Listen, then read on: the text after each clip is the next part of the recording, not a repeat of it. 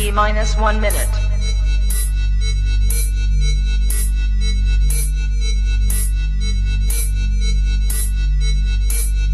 T minus 50 seconds.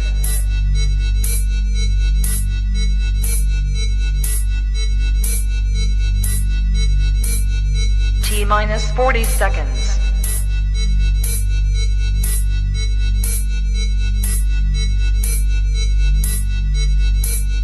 T minus 30 seconds.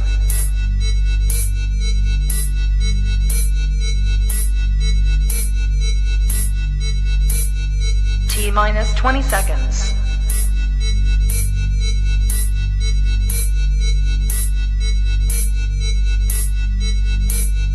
Ten, 9, 8, 7, 6, 5, 4, 3, 2, 1, 0.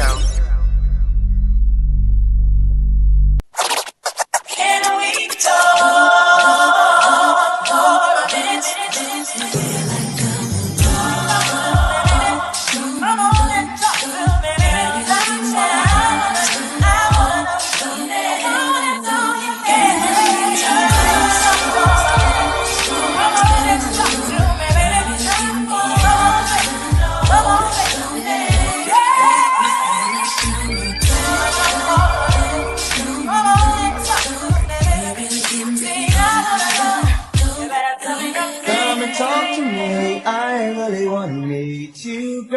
I really want to know your name. Maybe this will help.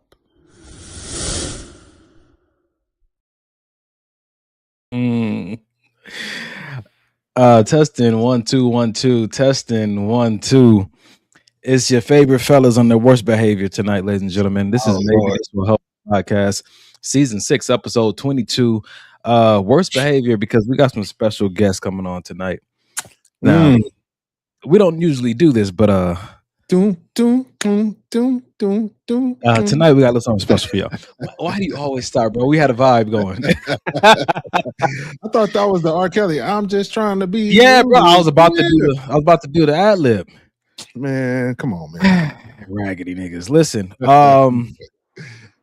this is not even per y'all request, but these conversations have been so rich these past few months, and we've been trying to bring guests on once a month, and we've been failing. But this month we did not fail. We are bringing on the female voice tonight. So I want you to get your expectations ready, because whatever they are, they're probably going to be wrong. We handpicked these people purposely. They've been plants in the female movement for years. We already get ourselves in trouble. About to be exposed. Oh man. Well, Ray, what's popping, man? Good to see you. Magellan, what's going on? So you know what? I was gonna go through our normal, but you want to do it with them? Yeah. Why don't we? So you guys know, usually at the beginning of the show, we just say, what was your favorite part of the week? Just a quick little check-in, just before we get the show started, just to warm us up. We're going to do that with our special guest tonight, and they didn't know that, so I hope that they are ready. So in the countdown, I want you guys to clap it up wherever you are, cheer them on, and as usual, grab your favorite drink, tag your favorite friend, tag your favorite enemy, tell them to tune in, because tonight's going to be good.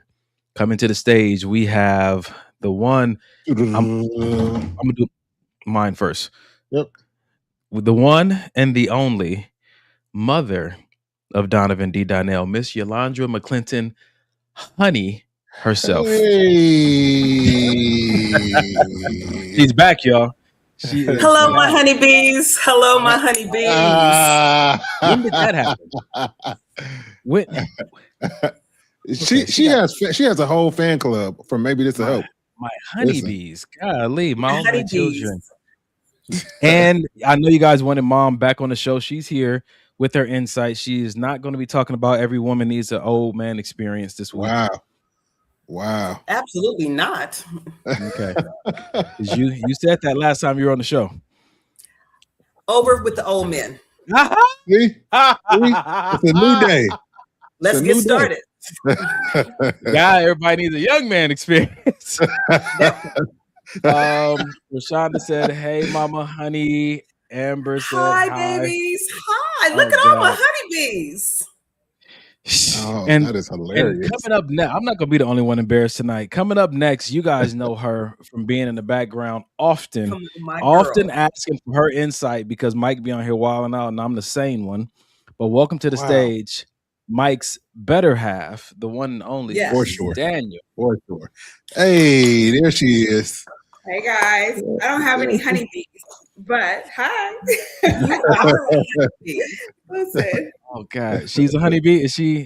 That's one of your babies. I love that. I love that honeybee. That's great. That's like the beehive. Hi, but better. But Well, better. better. But Absolutely. better. The B stands for better. The better hive. Hello. There we go. There we All right. go. Ladies and gentlemen, we're about to get into this show tonight. Our guests are with us for only an hour. At least we think. So we'll see how this goes tonight. But we'll let you guys Listen, start it. Janae and I might just take over. So let's see what the audience is. We may only be here for an hour. Uh-oh. There you go. This looks Listen. better anyway. I like it like this. Me too. How was your week? Too soon. Too soon. Janae, let's do a check-in. Too soon. Golly. Mom was about to do the check-in. Because I want you guys to know they watch the show faithfully. Yeah, they do. Oh, For Yeah, they sure. So why don't y'all go ahead, man? Best part of the week. Go for it. Okay, I'm gonna start. Best part of my week was we had Bible study today at the house. My wonderful husband hosted Bible study for us here this morning, and it was so rich. It was so nice, and I wanted. I didn't really want it to end, and I don't know how many people ever want. Many people want church to end or Bible study to end, but I didn't. I thought it was really good, so that's highlighted my week. Yeah, it was really good. Mike's definitely Baptist. He had like 3 closings. I did. He did well though. Mother Dearest, highlight of your week. The highlight of my week. So I had a wonderful opportunity to witness. I'm going to say it wasn't actually a play. It was more like a monologue in our community in Leimert Park at the Barbara Morrison Theater. This is my second time going. So the title was 7, A Seat at the Table. And because this has been Mental Health Month, it was a wonderful way to close it out. And the monologue was all about 7 different personalities and the traumas they had experienced through childhood that then molded and made them into the adults that they are now. Wow. And how it affected their ability to love or to be in relationships or how they react.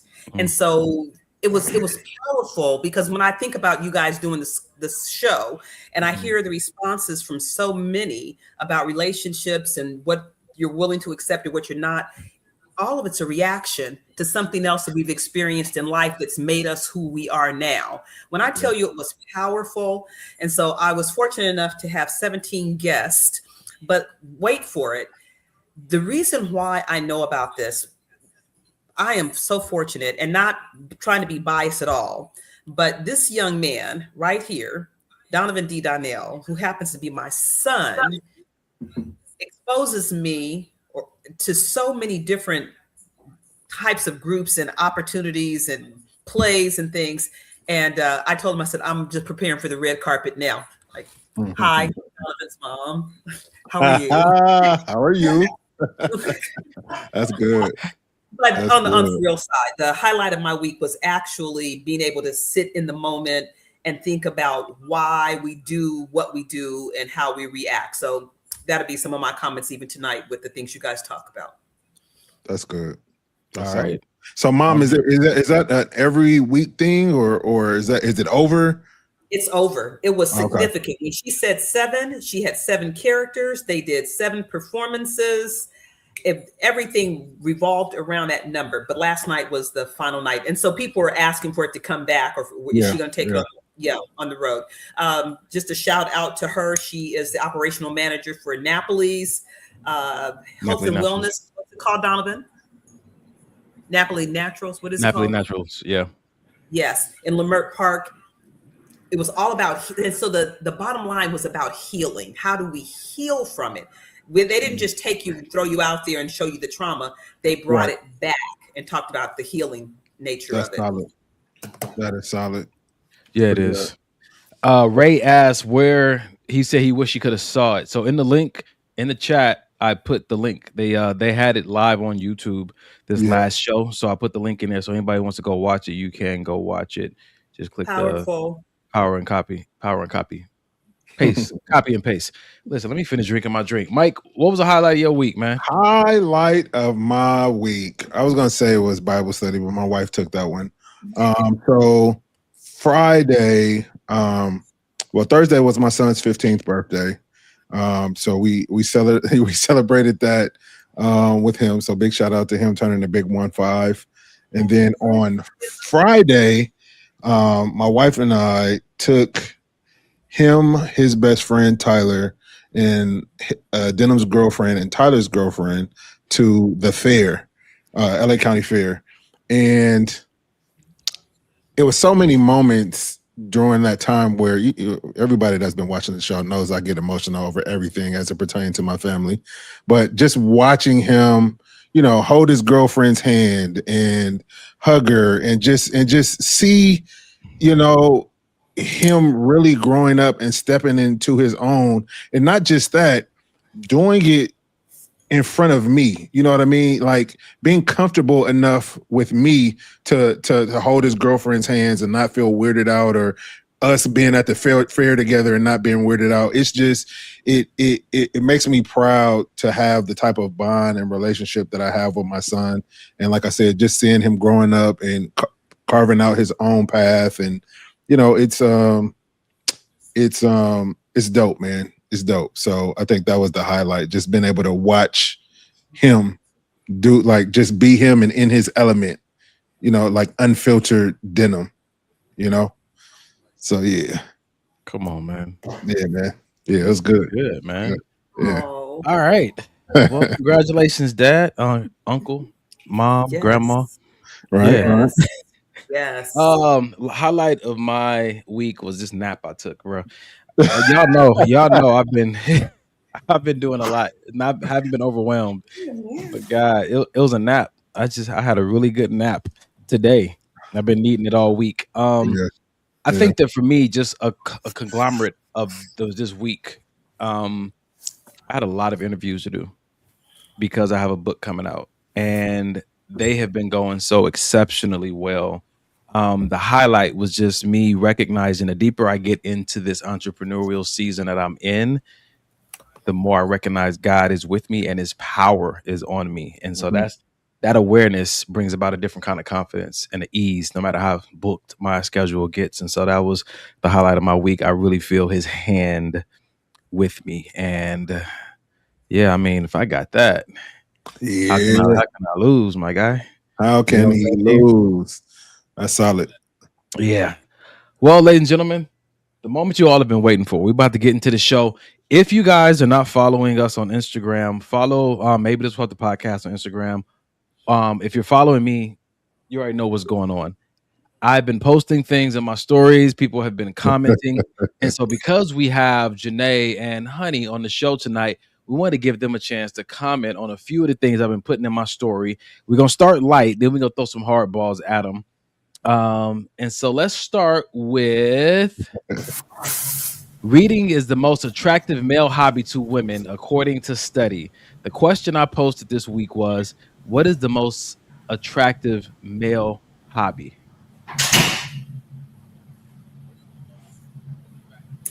I'm not answering. Or are we waiting?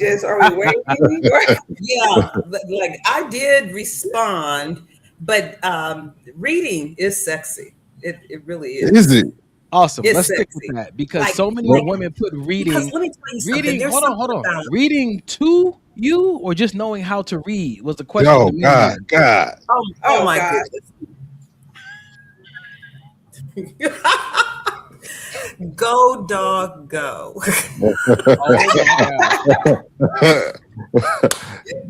Golly, that's a low bar. That's not what we're talking about. What are we talking about here? Okay, so I guess I interpreted it a different way. I looked at it reading as intelligence, right? And so an intelligent man that with a newspaper, so I'm gonna date myself because now you're online, but I have found something just so attractive about that. Or even when I was in school for this last degree, and then my study partners, but the guys, like their reading and their comprehension, and then exchanging words. Donovan, I think it's attractive when I listen to you read. Yeah, it is. But that wasn't my number one hobby. But I just want to say that was attractive. Okay, reading is hold on, before, does that make you feel some type of way about, we always talk about women feeling safe, we'll feel like a man can provide, like, does that make either of you feel some type of safety, some type of confidence in your man if he knows how to read or he reads well? So for me, I think if you read in general, I think that's great, because there's not many people that I know that read books constantly and continuously. And they say especially for black people, they hide stuff in books. So if you know that, and as a man, you're reading. For me, I want to be a reader. I wish I was a reader. I'm not, because every time I read a book, I get sleepy. I always go to sleep. I don't know why, but I wish I was a reader. But is it attractive? I think it's an attractive quality. I don't think it's something that I'm like looking for. Like, you must be a reader, So, what's your hobby then? So first thing that came to my mind was a man that's in therapy. I don't know if that's considered a hobby. Not a man, just me. Continue. Well, you're correct. That's correct. but if I was in the dating pool, and I'm happy that I'm not, a man that would be in therapy, and someone who actually takes his mental health seriously and knows that I don't have it all figured out. Therapy is a hobby is wild work. I feel like it's a hobby for me at this point. Sheesh. I am not mad at it. Okay, Mom, you said reading wasn't your first one. What was your first one? Can you read the question again? Yes, man. She done went on a whole different spree inside. Reading is the most attractive male hobby to women according to study. What would you say is the most attractive male hobby? Can I put the two together? Cooking and cleaning. Oh, that was going to be my next one. That's my next one. Ooh. You walk in, that house smells good, and he can cook. Oh, yes. Why? You got points. It tells me a lot about who you are. What does it say? So with the cooking, you're conscious. Well, okay, so that could go two ways. But in my experience, right, you're conscious about your health or what you put into your body. You got skills. It's something about if you know how to season. You're a chemist. I don't know. We just take it to a whole nother. You can Mike, make sauce. Mike, the reason I'm asking these questions is because oftentimes when women and men are having conversations, there's misinterpretation. Same words, misinterpretation. That's how we end up having these little disagreements we got to recover from. So I'm asking them to interpret what are they seeing when they see a man read, when they see him cooking, when they see him cleaning, because I promise you, we're not seeing the same things. I have a question when it comes to the cooking and cleaning. Is it attractive because that's something that society has said only women do, and so now you're seeing this masculine man take on that responsibility and do it well? Interesting. No. So for me, it's opposite. I think yes for me, only because if I'm looking at you cooking and cleaning, it's one of the things you do to help lighten my load. Mm-hmm. And so that's how I would see it. And maybe that's because typically I'm the one who cooks in our household. Mm-hmm. And so if I come home and dinner is cooked, I know Mike probably did that to lighten my load. I had a long day or whatever the case may be. Mm-hmm. So I'm looking for a partner. Yeah. Right. And so if we can share in this partnership, I can cook, you can cook, we can both clean. And it's our environment that we're creating. Right. And to Janae's point, does it lighten the load for either one of us? So I think it's very attractive. I love it. Okay, so let's do this because I asked the women to comment on my story, but I did not ask the men to keep their comments to themselves, kind of letting women, shine for a moment. But I did hear from one man. He said it's interesting if you would have asked what is the most attractive hobby for a woman to have. A man said he said that they would probably name a hobby that they can do with their woman. He said women Mm. often name hobbies that they want done that they don't want to do. And that's so crazy because that's why I asked what I asked. That's interesting. It is. So you said so they said that mom said I'll cook with him, clean with him. Then when I see stuff like built stuff, the built stuff came up a lot. Do most women want to build with him or they want to see him build it? When I saw work on the car, change the brakes, change the oil. And so we kind of had this comical conversation behind the scenes about the honeydew list. Me and my mom talk about this often. My mom's been preparing me for marriage since I was like 8 years old. And so the never ending honeydew list. And we came to that conclusion. I think I put on my story that women just like to see men working, like to see men active, like to see men doing things. Would you guys like to comment on that? Confirm it or refute it? That women just like to see men actively doing something. And when they're laying down doing nothing, it kind of gets under their skin. I'll Damn. let Janae answer that first. So I don't think it gets under my skin at all to see Mike sit down and relax because my husband already does a lot. So I don't need to see him do more, but for sake of the question, that's why I answered the way I answered. But I don't think for me to turn on to see a man just doing something, I don't think it's that at all for me. Would it be a turn on to see a man laying down, just enjoying a good movie in a blanket? Yeah, as long as I'm right there with him. Ma? So it's fine to sit down and relax. I know that there's always something to do. For me, I just figure at the house there's always something to do, right? However, You're not lying, y'all. I grew up in this woman's house. She ain't lying. there's always something that can be done. Yeah. But I've been fortunate enough in relationships and in marriage that I've always, I just don't have the negative side. I've always had the positive side that I think I have OCD. I've been told I do, right? But I attract people that are like me. And so usually everything is done, it's in place. Yeah, sit down, relax. It wouldn't bother me at all. But if the house is a mess and things need to be done and you're just kicking it and I'm up working and you're watching me, that's a problem. So let's talk about that for a second, because if his plan is to do it, but just not do it now, is that still an issue? Does he need to communicate that to you? Or is it like, hey, if I'm up cleaning, you're up cleaning? That was so loud. That was so loud. Okay. Not taking off the glasses. Golly, Ma. Here's the challenge. Here's the challenge. Because I'm going to just look at it and you're like, okay, I'm going to get to it. When? Oh, when the game is over. But you not doing that then prevents me from getting something else done. Wow. In my mind. Wow, that's deep.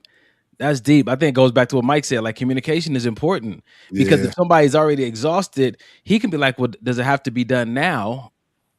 And you're like, it's preventing me from doing what I want to do. And so does this point of contention often grow into something bigger and cause divorce? Because we talk a lot about divorce in this generation, and the understanding I have is that it starts with something small that either wasn't communicated well or there was a small mismatch that grew into something bigger later.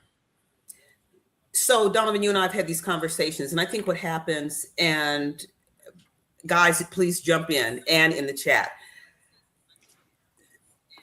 If it's the person and we want it done now and we can't get it done now, and let's say it doesn't create a problem, but I'm just going to go in and get it done and I'll just do it, right? And that continues to happen.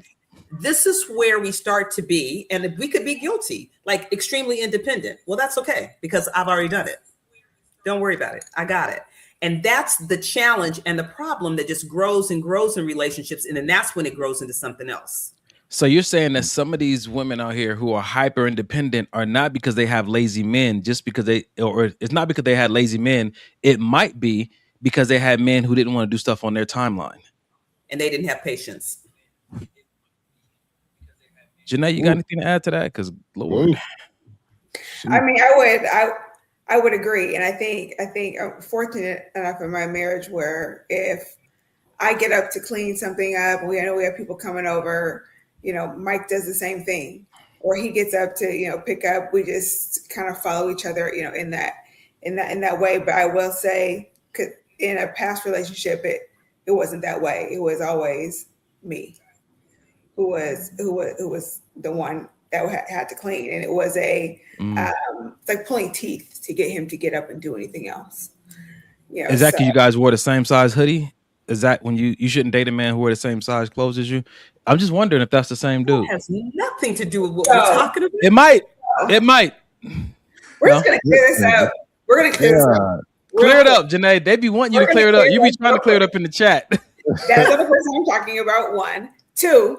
That hoodie was my hoodie, but it was his brand. It was not his hoodie. It was mine. It just happened to be a size for a man. Donovan, we know the truth, brother. Okay, hold on. Because come on, Janae. What size was I 2 years ago? Did Donovan leave me? He wow. He stirred the pot and then left. Listen. Nah. This is good though. And I appreciate this because these are some of the conversation. I am not being messy. I just had a question. Honestly though, I love that. I love this conversation for this podcast because sometimes it's something that small. It is. That someone doesn't know how to communicate that causes so much division and space between two people that really love each other. And it's like, I just need it done on my timeline. And he's like, well, I just need you to care more about my energy levels, right? So I was talking with one of my mentors a while ago, and he said, you want to find a woman that cares about these 3 things. He said, your peace. He said, your peace, your money, and your energy. He said, because finding one of them is fine. Like a woman that doesn't want you to spend all your money, that wants you to be money conscious. He said, that's a good thing. But he said, well, we have to understand that for men, usually our peace, our money, and our effort, our energy are all tied in together. That's like our biggest banks that we are trying to manage so that we can properly take care of our woman. Our peace helps us to make better decisions in the right frame of mind. Our money, of course, is how we provide most things. And then our effort or our energy, that's come back to that honeydew list, the things she wants us to do outside of the protection and the provision part of it. And he said, when a woman can see you wanting to spend money on her for something, like, no, babe, that's not a big deal right now. We can do that later, or I don't need something that expensive, or no, let's go home and cook instead. He said, pay attention to that. He said, when you come home tired and she has a list of things she wants you to do, she's like, babe, here's the list, but get some rest first. Get some rest first, and then let me know if can you do this a little bit later on. Can you do it this weekend? What was that one? That was the energy. That was the money, and then the peace. The peace, when he said, is so important because he said when a woman recognizes that you're trying to keep her safe, but she's addicted to reckless behavior, said that is a direct reflection of how she feels about your peace. If you value peace and your best decisions as far as being the man in her life comes from a place of peace, then she's going to not put herself in certain situations that would disturb her peace, because her disturbing your peace disturbs how well you can take care of her. That was his insight towards me. What do you guys think? I actually really like that. And I think I would agree with all of them. Ma or Mike? Communication is key. So I think in relationships, there needs to be a whole conversation. If there is a to-do list, then it's like with everything else that I teach. It's like, what's the time frame? So then it's realistic. Can it be done by this time? Right? Because then you have to take into consideration, maybe that other person has their own to-do list and some other things that need to be accomplished. So when it says like be equally yoked, I'm listening to Janae talk about how they'll follow each other's leads, right? That's a partnership. That's even unspoken communication. Mm-hmm. It's like, well, we're going to get this done. Okay, well, we've got this coming up. So, okay. Yeah. And if he sees her up trying to move the refrigerator, he's like, babe, hold, I got it, right? Just go Wait into a something else. minute. It's true. Why is she trying to move a refrigerator when he's on the But couch? she was trying You to know clean her the sister. kitchen, and she was You know still your on the sister. floor, and she just wanted it moved. But she gonna hurt herself trying to move that fridge. But in the moment, cleaning. Listen, my girl goes to the gym. I understand. I'm a refrigerator. Wow. All right. I'm not married. I don't weird. understand these things. I'm listening. Go ahead. I have a question for you gentlemen. So with someone coming in, a girlfriend, your wife, whatever, with a honey-do We don't list. believe in girlfriends. What'd you say? Go ahead. Okay, Donnie. Your wife coming in with her honey-do list when you get home. Okay. It's typical that women have those for men. Yes. But do you guys ever make those for a woman? You guys feel a way that you guys don't give women the same thing. Bro. Good question. Mike, do you want to go? Because I can go. I absolutely do not. I don't. Well, and you know that I don't ever have a list of things I want or really ask you to do. I try to. Because I know you work, and I know you do a lot at the house, and I know you go into work, and then we have denim, and we have all of this shared responsibility. I purposely don't create more to put on your plate if I don't have to. And no, I don't feel slighted. I don't feel, oh, she asked me to do this and this and this. It to me, when your marriage is the way God intended it to be, doing things for your partner doesn't feel like chores. It feels like service. Mm-hmm. And me and Janae have always said, if I'm serving you 100%, you're serving me 100%, then nobody is lacking. Correct. all right, cool. I agree. All right. Here we go. No, I love that answer, bro. I love that answer. I love that because I often glean off of the relationship you guys have and some of the things you do because I'm able to see how it works in real time. Yeah. Now, I'm going to lean into my life coaching hat from the men that I've coached that are married, that have girlfriends, that are dating women. What I come to understand through the men that I've coached and men's mental health is that they do have a list, but they've never been in a society that welcomes them to share that list because saying you need help is not manly.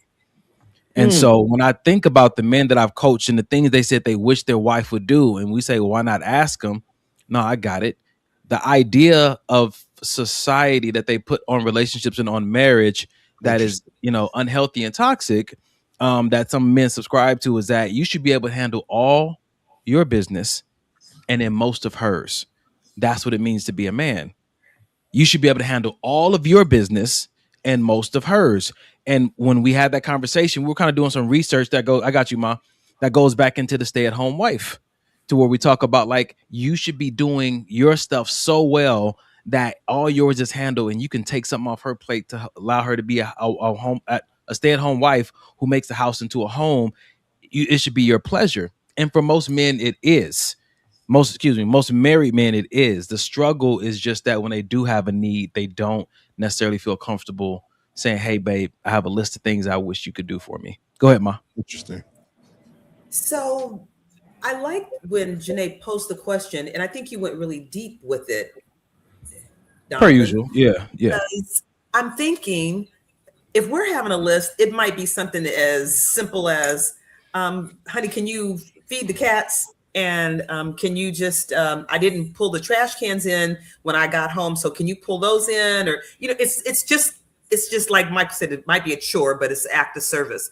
But if you walked in and you said, you said to your wife, honey, my schedule is really busy this week, and I know I usually meal prep myself, but could you meal prep for me? Or I've got a big meeting on Thursday. Could you drop my suit off at the cleaners? Or could you, it's things like that.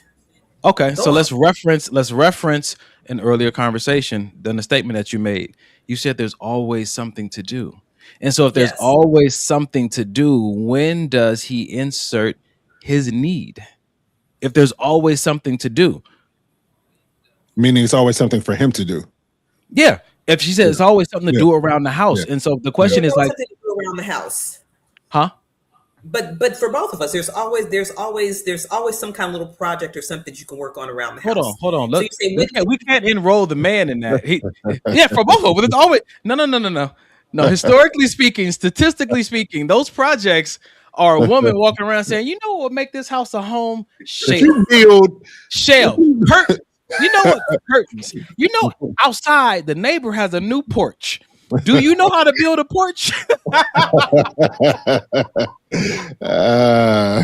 So come on, let's be fair. Men are not coming home saying, "Oh man, you know what I'd like to do today? That's funny. Rest is what I like to do."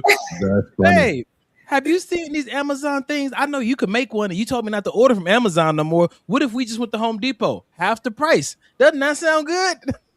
That is funny. Damn. That sounds funny. No, it's Mike, help me. what you're saying is right, but what I'm saying is, like, again, the only way I can explain it is when you're with the right person, all of that doesn't seem like work. Do list. I don't know. No, it don't seem like a list. It's just a request, right? Yeah. Listen, sounds about right. It's a balance. I appreciate that. So even in the extremes, the extremeness of these conversations that I'm having with you, and even in my laughter, we can always fall back on if you're with the right person. Most people aren't, but they still trying to make it work. And this will help the podcast. So what kind of advice could we give people who didn't fall upon the favor of the Lord like you two did? Yeah. And they're in a different situation trying to make it work or figure it out. Communicate. That's it. That's it. What does it sound like? Give us an example. That means, like how Mike and I have our intimate time. I'm not saying everybody needs to have. And when I say intimate time, it doesn't just mean physical. It means really a lot. It's a lot of deep conversations, kind of like what you guys have on the podcast. And so I don't know if they need to schedule a time throughout the week and say, hey, this happened this week and this made me feel this way. Can we address this together so it doesn't happen again? Like, to me, that's a fair conversation to have. But then you don't get to react in the moment. And you schedule that time. So we know on Thursdays at 8:00, we're talking about A, B, C, and D. We have these 4 people on this podcast who communicate well. They know how to use language to convey feelings in a way their partner or their friends can understand it. Now, here's the struggle. The struggle is that we can all identify some people and some relationships who can't seem to figure this part out as easy as it is communication. Yeah. And so what would we say, or what kind of advice do we give to those who are struggling to figure out this simple part of communicate with your partner? You need to regulate your emotions. 1. Say it again. Regulate your emotions. How? I don't know. I can't tell you how to do that. I'm not a doctor. I can't tell you how to do that. Okay. Regulate the emotions. How I regulate my emotions is God. If I start to, feel away, I pray. But that don't work for everybody. But I also understand things a lot different than other people. I would say this, man, and like you just said, for people that don't know about communication, maybe people don't pray and all of these things. I would say take the word communicate out. Just talk like you would talk to your homeboy or your homegirl, and just talk. Oh shoot. Okay. Because you're saying they don't know how to communicate, so it's all bad anyway. If we got a person that, listen, how much worse can, like, I'm gonna just tell you, look, I'm gonna just say, look, when I asked you to take out the trash and you told me that was my job to do, I kind of felt some kind of way about that, because I'm taking out the trash because I want to, not because I'm obligated to. You know what I'm saying? How you feel to me, and this is how I communicate with Janae, this is how I communicate with you, with Denim, this is how I communicate. If it's something on my mind, I'm gonna just tell you what's on my mind. Like, how you take what I'm saying is completely up to you, but I'm gonna explain to you what's going on in my mind so we can get past it, so we can talk about it, whatever the case may be. It don't have to be no deep communication type of thing. Just talk. You know how you feel. You know it bothered you. At least that. I was bothered by it. Let's start there. Okay. Before I go, Mom, you got anything to add? What would you say to No. those relations? Okay. So we all know, like I said, there are some relationships out there that we know that we probably thinking about right now. They're struggling with that communication part. And as Yes. easy as we're making it sound, it's like it's still not happening. And so I think that one of the great things is that me and Mike, with the help of our manager, Janae, are going to be creating our own little card game and Yeah. these prompts. Because some of the stuff we say on the podcast needs practical advice. It needs practical tips on how to do it, how to regulate. Here's some options. How to communicate hard topics with your partner. Here's some ways. How to pause and check your interpretation before you react and respond to what your partner said. Mhm. What do you do when you're offended? And of course, it's going to be comical, but it's going to be insightful because a lot of people need help. And that's why tonight's podcast title is Did Relationship Advice Hurt or Help You? Oof. Sheesh. And what we're Boy. talking about tonight is looking at some of these conversations that people are saying have, but not really them not showing you how to have them. And where do you go to get the help that you need? Because maybe your parents set a really bad example and they said, girl, don't trust no men. And maybe your dad said, son, don't let no woman run you. Yeah. You know what I'm saying? But again, did you recognize that was relationship advice? Did you recognize that you were going to subconsciously let that hardwire how you behave once you get in a relationship? Nobody's ever going to love you if you look like that. And now you can't even be comfortable at home. You got to keep a clean home if you want to keep your man. And now you keep cleaning because you think once you stop, he's going to leave you. So Donovan, this is part of what I was talking about from the play last night, is that so much what we do is reactive. And it is. And so the things that we've learned or heard or taught or were subjected to in our younger life has created who we are now. So it might, I'm going to say for me, it's definitely a cleaning, right? Because I remember like you couldn't get anything else done or go outside or entertain anybody until the house was clean. And as a result of that, I started cleaning at night. So when I wake up in the morning, the house is done and then I can go straight out the door because that was a challenge coming up, right? And so then you set unrealistic expectations for somebody else that came up in a house where they were just comfortable and the house was just lived in. Yeah. Say what it really was. A mess. Okay. That wasn't what you were looking for. We honest on this show. Pigsty. Yeah. Go ahead. But some people are comfortable with that. And so it's nothing wrong with it, right? Yeah. But I know that communication, when you're saying, well, just talk about it and stuff. And people were like, well, shouldn't you understand? You should figure that out. Like, don't you see it? Doing it? Right? I'm telling you what I've seen. It's like, well, I don't understand. But don't you want to talk about it? And your delivery is bad. Yeah. And it turns into something else. Unfortunately, I think, growing up, as you become an adult, you figure out you have to unlearn everything that you've learned and kind of make it anew, because everything you learned as a kid, whether it's, men ain't this or that, or, women are this, make sure you watch out for this. All of that is based and rooted in fear anyways. And we're not supposed to operate that way. And so you have to unlearn all of those things, unfortunately. And I think that's the hard part, is that sometimes people don't realize that they have to unlearn those things. And that was where their bad communication starts to come from, is because you just feel like you're right, because this is what you've known growing up your whole entire life. What's really tough about that, because it almost makes it seem like if you didn't say what you just said, sis, that you have to unlearn it. It almost makes it seem like two people cannot be compatible unless they had a similar childhood, unless they had similar type of parenting or guidance growing up, because that's how they're going to perform in relationships. But I think the freedom that most people can experience while listening to this conversation is that you can unlearn those things. You can relearn and go do something new. And I think that it starts with the awareness that there is a subconscious way that I enter relationships and a conscious way. But you have to stop and ask yourself, why do I want what I want in relationships? Why do I respond this way? Who taught me that? And why do I hold on to it? Because the hardest part is that when you get toxic guidance from parents about relationships, and then you get into relationships where those people reinforce exactly what your parents were telling you.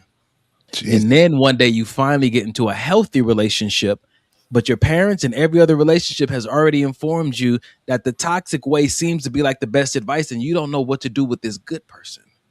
Yeah. Yep. Yeah. And I think what's really dope about getting into a relationship with somebody is y'all can create your own thing. It don't have to be like mom and dad did it, or like, you know, we see Will and Jada do it, or, you know, somebody on Instagram couples goals or anything like that. We can create what we want to create and cultivate it to be our thing. It don't have to, everybody don't even have to like it. Some people may look at you like, what? Y'all don't, who cares? You know what I'm saying? This is what works for us. Yeah. I don't know if you ever watched that show by Mara Brock Akil. It was called Love Is. And it was a couple of years ago. They only had one season, unfortunately, because something happened. But and there's something she always said, and it always stuck with me. It said, she always said, love is attainable as long as you define it for yourself. And to kind of go back to what you were saying is the same thing. Like, a lot of society shapes a lot of the things that we do, right, in relationships anyways, but you can have whatever type of relationship it is that you want as long as you get to define it, you and your partner. Yeah. I love that. I wrote that down. I'm using it. Do you guys want to have some fun? And by fun, I mean, you want to tick some people off? Oh, you know, I'm all for it. Everybody's there. All right. Ladies This is and the gentlemen, wrong group to ask that question to. It is. Listen, hold on. Before we go there, Ray said, I just had this very conversation with an uncle this morning. I was trying to explain this whole scenario. Listen, Oh, wow. run this back to him. Yeah. Let him check it out. Yeah. So this is a video. It's our first video tonight. Please bear with us. I saved this for an episode where we would have a woman on the show. We have two tonight. So, gentlemen, get ready to be blessed. Oh, so how tall are you? 5'11". I mean, technically 5'11 and a half. I just thought you were taller for some reason. Okay, go ahead. Let me ask you something. How much do you weigh? Excuse me? How much do you weigh? Did you really just ask me that? What's the problem? You asked me how tall I am. Because I like to wear heels, and I don't want to tower over the man that I'm with. And I don't want a woman who weighs more than I do. Why does it matter? Well, why would it matter if you're taller than me in heels? No girl wants to be taller than their man. It's not hot. Nor is it hot for girls to be heavier than their men. How does it affect your life? I like to pick my ladies up, swing them around, engage in a bit of horseplay every now and again. If you can't handle all this, that's a you problem. I'm just somebody who believes in equality, and I feel like if I shared my height with you, why can't you share your weight? So now what? Now I have to go and buy all new shoes to fit your height? You are thick, and the thickness is appreciated. So what are we even talking about? The thickness has diminishing returns. Wow, wow, wow. Okay, then let me just guess.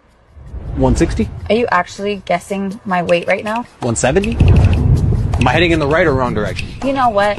You can't handle a big, thick woman. You strike me as a very self-confident woman, and now I'm just curious why you're so touchy about the weight. You are talking yourself right out of some ass. I still want to know. Cassius. So tonight, ladies and gentlemen, we are discussing the double standard. The double standard. They want to know our height, but they don't want to share their weight. That's just the beginning of the double standard. What are your immediate responses to the video? Anybody? It's up for grabs. Listen, I I thought it was agree. hilarious. I thought it was hilarious too, but I agree. You ask his height, why not show your weight? For me, I'm like, who cares? But you got friends who care. Talk about them. Why do they care so much about a man's height but don't want to share their weight? Or care about if a man has a unit or if that's really his car, and they have on, fake hair, fake boobs. Like, if the double standard is I can put on whatever I want as a woman to make myself appealing to you, but I'm going to call out everything I think about you that's fake, but don't ask me about what's mine. I have the receipt for everything. Yeah. So I don't even know if I'm the right woman to ask this because I agree on the man's side, like the double standard when it comes to so you acknowledge that there is a double standard. Oh yeah, for sure. I know, sis. I was just asking you to talk about your friends that I met, huh? Oh, not that I met. Who said that? Nobody. That's your friends that I met. Jesus, and she gonna repeat it. Mom, what do you think? there are double standards, and it goes back to something Janae said earlier. It's things that we were taught, right? So it was inappropriate for a man to ask your age, to ask your weight. Those are just things that we were told as young women. Like, that's not what you do, right? But I've got friends that, you know, that work out that are thick, and they're happy to say, you know, I weigh 160 or I weigh 165 or one. But is it? And then I know guys that like thick girls, and they don't care if the girl weighs more than they do. Now, my children are sworn to secrecy. We don't talk age on my side. No, that's not your business. You don't need to know. You can't even ask me how old my children are. You're trying to do the math. Yeah. Okay, so I have a question. So why is it that though? So is that because growing up that's what you learned, or is there another reason you adopted that? Because you look 45, so vanity. Stop trying to guess. I love that. I love that answer. I love that answer. Because it's honest. It's true. Vanity. That's fair. So is that only for women or for men? Let me ask a question that's probably never asked. Have you guys stopped to think that maybe the double standard is healthy? So I would need give me something of why it's healthy. Like let's deal with the video, right? Though the double standard, she's assessing and analyzing him based on what she perceives he needs to be for her, right? His role as a protector and provider, right? Yeah. Understanding that in society, taller men. No. All she said was she wanted to know how tall he was, so she would know how high her heels could be. No. She said no woman wants to tower over her man. She said, am I supposed to buy all new heels just to accommodate your height? Because she thought he was over 6 feet. That's what she said. So her heels are already supposedly towering over him. And so there's something. So we had this conversation on the show before. That's why I'm trying to balance the playing field when it comes to double standard. Women on this podcast have openly said that a taller man makes them feel safer, regardless if he has a gun or knows how to fight. Taller makes them feel safer. And so that's the societal norm. That's the societal prototype for a man to be able to make his woman feel safe and be able to provide, right? Taller men, more muscular men have more power when it comes to business. That means more ability to make income, right? That's one side of it. Now, when you look at a typical woman's role, when we talk about having babies or being able to cook, very, machismo in the way that I'm talking about it, but none of that stuff matters. We just want to know if your baby maker works and do you know how to cook? And so when it looks at fulfilling the societal role as a man or a woman, it seems like the double standard makes a little bit more sense, because when it comes down to fulfilling your role, our analysis is totally different from a woman's. So I'm going to agree with Janae that I think double standard is fine. Like I thought that it was fine because of all the things that he said, right? I like to pick my woman up. I want to swing her around. I'm going to share something that Donovan probably doesn't even know or remember. But a long time ago, right? There was somebody that, this is really a long time ago, but there's somebody that Donovan was dating. And in church, some of the older ministers, deacons, he's a young man and where he comes from, and they're concerned about his future. And their comment was, I don't know about that one, because she's just one McDonald's meal away from, look at Mike and everybody's face. Janae's eyebrows went up too. They said, that is so rude. That's what they said. They were like, that's not the one for him because they're thinking about him, children. They said she's just one McDonald's meal away from just, no. So it is, as quote unquote messed up as that may sound, even to this day, one of Donovan's things is being fit. You know what I mean? Not necessarily weight, but being fit. So I get that, and how he looks at women is just I feel is different, because like you said, the baby maker thing, and I think when he said an overweight woman, he wants to make sure that you're gonna be here long enough for us to enjoy life. So I get it. As messed up as that may sound, I would actually probably agree with him. So the thing about it that she was not, she just had a different build. She had, and Mike understand this. What is a different build? She had I'll tell you what it means. She had a New Orleans, Houston build. Okay. Well, and you would assume that those hips to waist ratio would, for the untrained eye, it would appear that she was one Happy Meal away. But wasn't nothing gonna change the shape of that Happy Meal. I'm gonna tell you that. So but as my grandmother would say, what it takes to get him is what it takes to keep him. And so say it again, Ma. You have one baby, and what the package was that I bought now has changed and may not return to its original form. Yeah. It's work on it. This is the foundation of why ankles are so important. Ankles will always tell you how a woman's body is going to bounce back after pregnancy. That is the reason. Yes, it's science, hardcore science, neuroscience, biological science, ocean science, space science. Mike. It's your son, Mom. This is your son. I don't know. Jesus. To your point though, Mom, I agree. Are we getting off topic? Doesn't matter. Okay, cool. To your point though, Mom, Janae went through a extreme, weight loss, and it does take getting used to, but I think that, especially in a marriage, if we're in it, we're in it. It's up to us to figure out how we're going to, go about this new shell. You know what I'm saying? It doesn't mean that it has to be, I'm not attracted to you no more. I'm gonna go find somebody else, like some men and some women end up doing. When guys get, they get their beer belly and all of a sudden they're not attractive no more. Like, it's just, I just feel like people sometimes have cop-outs and look for reasons on why, they don't want to be in the relationship. Because look, me, that's kind of small if we're talking about a lifetime together. I will jump in that conversation with you, brother. I think it is a cop out for some people because they married I'm not gonna say the wrong reason, but they married for a superficial reason.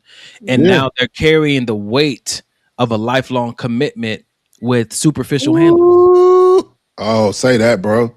That's good. And as soon as one of those handles break, because you got a very heavy bag with some knockoff handles on it, and now you don't know what to do with the weight anymore. Well, if those superficial handles broke, brother, you pick that thing up and you cradle it because the value is in the bag. Come on, man. You should have had better handles. Come on, man. You know what I'm saying? But you don't get better handles just by looking at somebody. When you're dating them, you got to ask certain questions. You got to invest in their heart, their mind, their soul. What do they care about? And then you start to see that not only do you look good in this season, there's certain things that you bring to my life that I can't find anywhere else. That means no matter what happens to the shell, I still recognize that I need you. The issue is that people are scared, and we have this conversation if you want to, they're scared that they admit they need somebody. Therefore, they marry people that they like or they're attracted to, and other people out here married to people for 30, 40, 50, 60 years that's gone through all kind of visual changes, but the love is sustained because they recognize that in order for me to have this life, I need what this person has on the inside. I need their heart, their mind, their soul, their commitment, their character. Those things didn't change with the car accident. Those things didn't change after she had the baby. Those things didn't change with age and with gravity. They're still there, and I still need them. That's good. Because that's what's gonna happen inevitably. Everything. Yeah, for sure.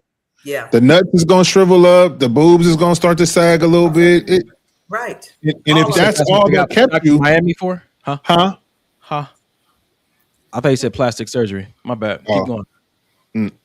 No, I'm just saying. Mom over here shaking her head. We love them on the inside. I just ignore that. Yeah, for sure. Inside, yeah. Yes, but I know a lot of women who again can have the husband, and I've seen it, have the husband that love them no matter what, but they don't love themselves anymore. When they're that's good. Real talk. That's good. And if they don't, my mom told me, whenever I find a girl interested or interesting, or I want to date or thinking about dating, she said the first question to ask her is, does she love herself? And I've learned to keep that as a marker. Man. After big events happen, do you love yourself any less? Do you still love yourself? Because her willingness an intention to love you is always going to derive from how much she loves herself. And if she has a relationship with God, how much she thinks God loves her. That's driving every other behavior. That's good. That's good. That's good, man. That's so good. And I wish I had that marker to go by in my dating history, because it would have saved probably me and her from a lot, and those women from a lot of just unnecessary time spent. You know what I mean? Just investing in somebody I'm expecting to love me. But how you gonna love me and you don't love you? Yeah, man. Because something happened in their childhood. Yeah, come on, Mom. Yeah. That just shaped who they are. Who they believe they are. Some separation, something happened. And so how they defined love and what it was supposed to look like, trust or the lack of, yeah. Yep. And it's so interesting, because if you grew up seeing love in a certain way, but even if you had a belief that it could be better, but you never got exposed to it, like your aunties don't have healthy relationships, your cousins, your sister doesn't, like people in your community, it's always the police there because of domestic violence. Yeah. You want to believe in it, but you've never seen it. Right. So my friends ask me also, like, what do you do? Exposure is important. You got to get out of that zip code. You got to know that it's out there and do all you can to go find it, because there's nothing like being in the presence of two people who love each other beyond the superficial. It will change your perspective and your drive on what you believe is possible and what you need to aim for. But some of us have been brought up and molded in a toxic norm that somehow is then the scent is on us, and we attract people like that. And when we see it, we think that that's how it's supposed to be, because that's all that we saw. But if you've ever watched a podcast or watched a movie and you started to believe there was more, and somebody told you that you were delusional for believing in that, don't fall for that. Don't stop looking for it. Change your zip code.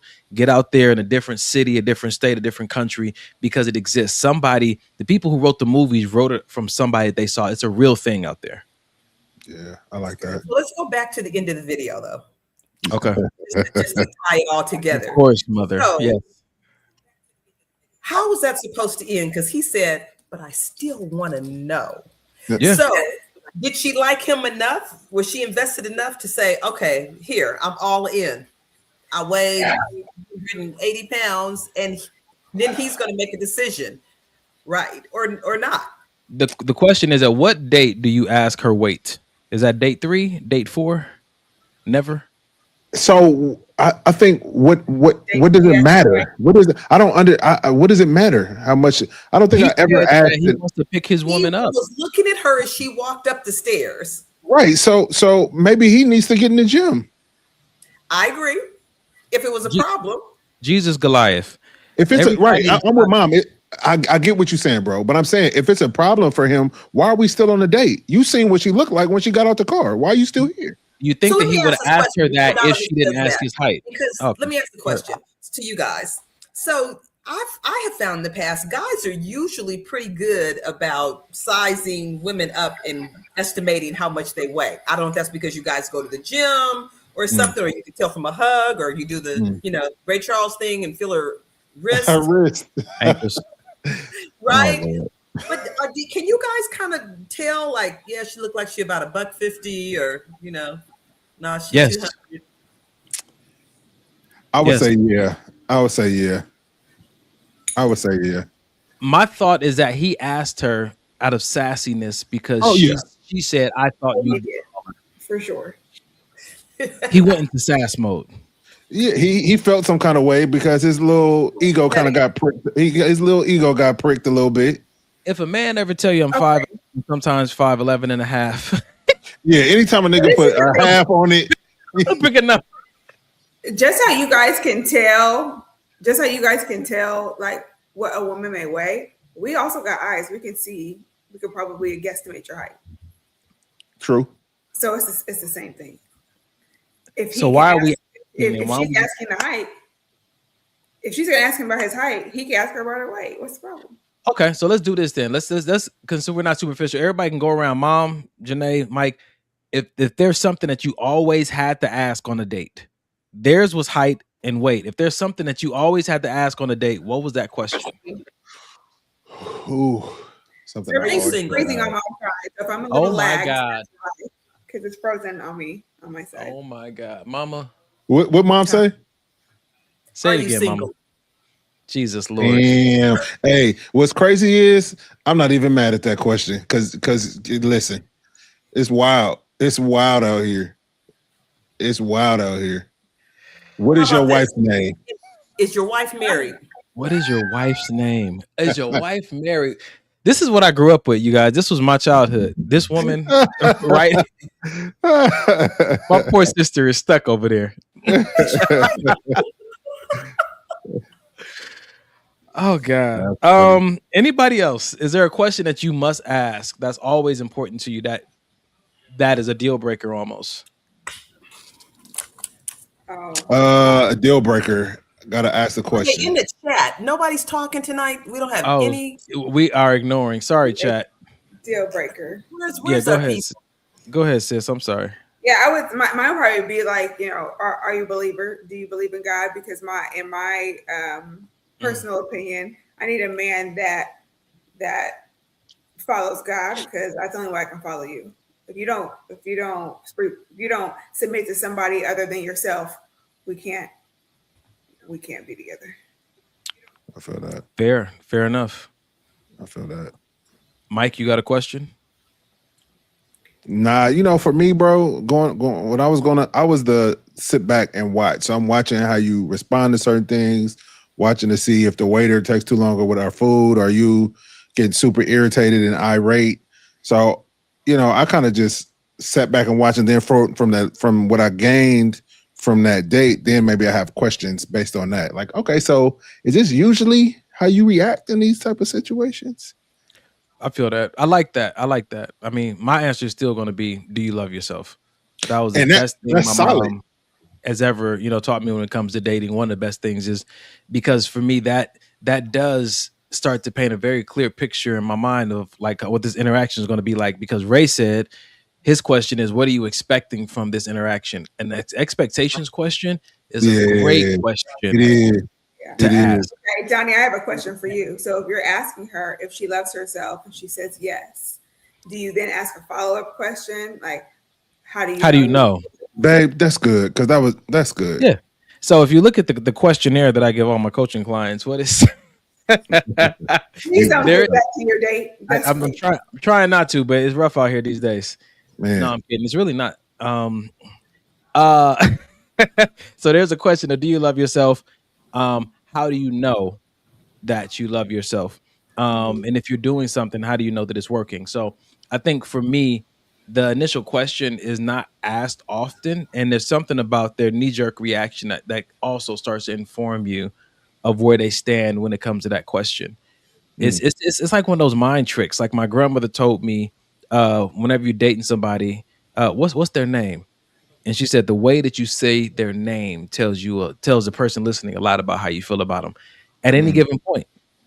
It's the way that you say their name. Oh, Lisa. You're saying Lisa. Lisa. It always informs you by how you say the name in that moment, how you're presently feeling. The little trick she taught me back in the day. So yeah, I think I would follow it up with, how do you know? Because in the book Before the I Do, if it said, if you want to know how a person is going to treat you after they say they love you, look at other things that they say that they love, and that might give you an indication. Yep, that's good. That's good. All right. So is that? Hold on, I don't know if I want to leave from there yet, because it's so many women that would say, you would ask that question to. And they say, yeah, I love myself. Look at me. Look how I'm dressed. Look how I present myself to the world. I must love myself, when the whole time you dead inside. Nah, bro. I would honestly tell you, not every woman has said yes. No, I'm not saying every woman will tell you. Some do, though. And not even. Yeah. You know by their answer. If their answer is, look the way I'm dressed. Like, it's a superficial answer. Not I go to the gym, look how I carry myself. I make sure I eat properly. I make sure I'm going to get my female checkups every 6 months. I go to the dentist every 6 months. Like, Them type of answers I'd be looking for, not the way I dress. Oh yeah, I buy myself Louboutin, so I love myself. Like Yeah. Yeah, it's a conversation starter. It's not Yeah. where you grab that conclusion from, but it's interesting. I don't know if maybe it's just the timing that I've asked it, but every time I've asked it, it's been a pause, a moment, a pregnant pause where the person really does say, "Wait a minute, what did you just ask me?" You'll be Yeah. surprised how many people have never been asked that question by a family member, a friend, a mentor. Do you love yourself? Some people have never been asked that question. Mhm. Yeah. It's good, man. We got some more in the chat. I like what Carrie said. Have you always loved yourself? Jesus, that's good too. Ooh-wee. That's a good one. Yeah. You haven't. How did you get there? That's good. These are these first date questions, second date questions? You guys know I can often go too deep. Man, first date. Who got time to sit here and put these questions? Listen, if you want to know, ask the shit. We old out here. We ain't got time for all that. We old out here. Golly. Ask Tyler what said, you- "Thank you, Janae, because I was like that. So you love yourself has to have some follow up to it." She also said, by their fruit, you will know them. So that's good. I like that. And shout out to our niece, Logan. She's watching again. Logan. Hi, Logan. Don't pay attention to the mic. We got V Colt on Instagram said the question that they ask is, "What's your purpose for dating?" That's a good question. What's your purpose for dating? That is a good question. Because listen, if you're here for a good time and not a long time, I need to know. And not I need to know so I can be out. I need to know because maybe I am too. Agreed. Don't take my choice away. I always say that. Don't take my choice away.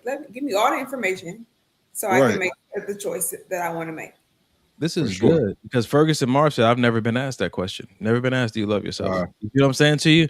Yeah. Like some of these questions is worth asking, even if they may sound redundant, because we didn't all grow up the same. I agree. And I'm looking on Instagram. Mike, you looking on IG on maybe this will help? Yeah, I keep going back to it. Yeah, we're good. And I think for me, when I think about that question and these questions, for me, it just reminds me that it doesn't matter where a person came from. It matters where they're going. So we could come from two different cultures, have two different childhoods, but are we headed in the same direction? I think that says more about compatibility than who trains you. Because as we, you know what? I'm going to put this up so we can have this conversation. I'm going to let you guys go if you're ready to get up out of here. But this is a question I put on my story earlier this week.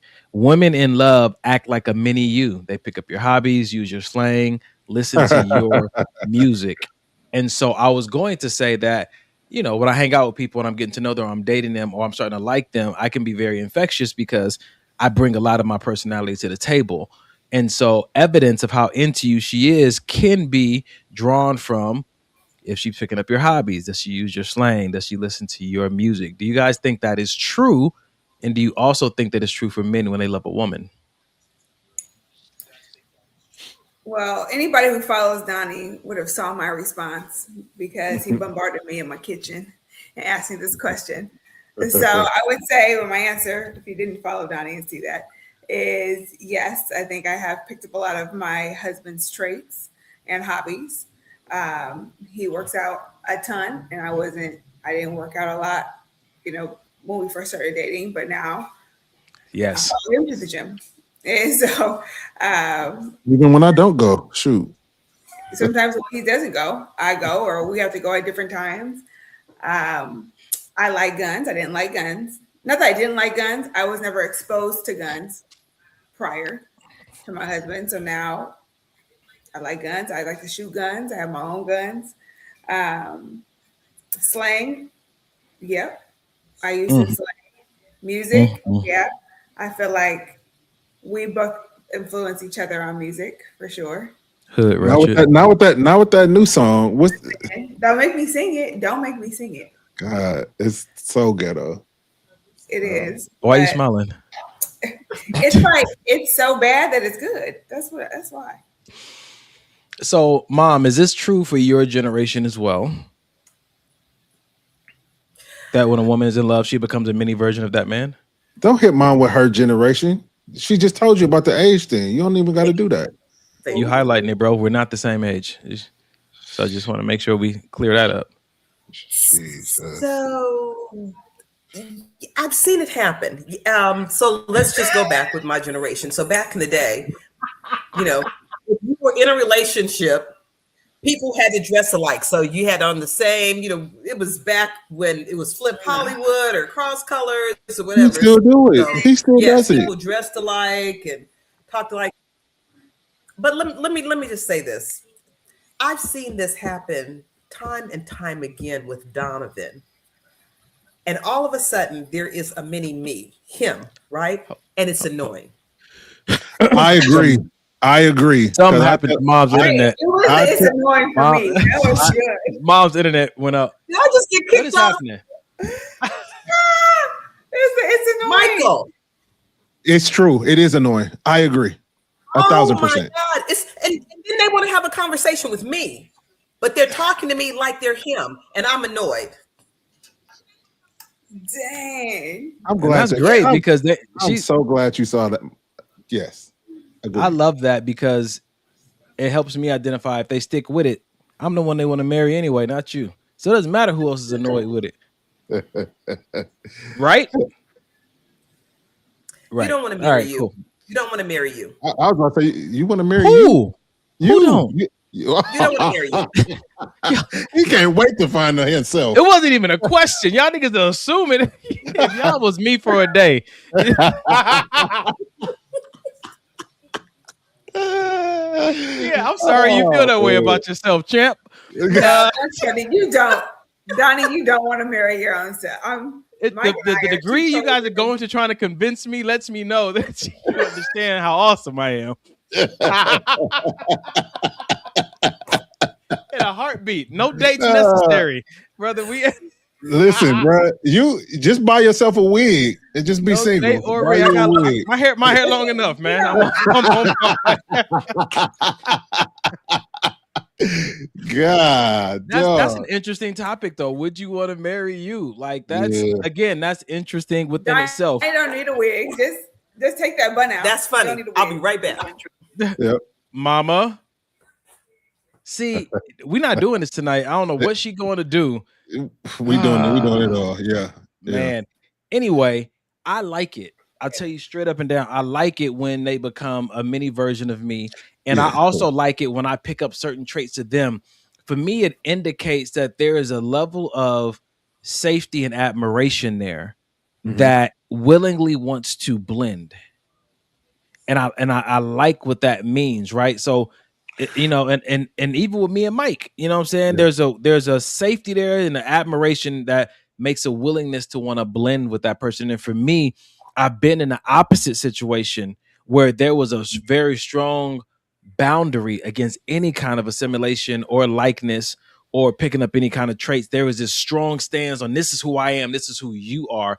And for me, that's just not something that I'm looking for.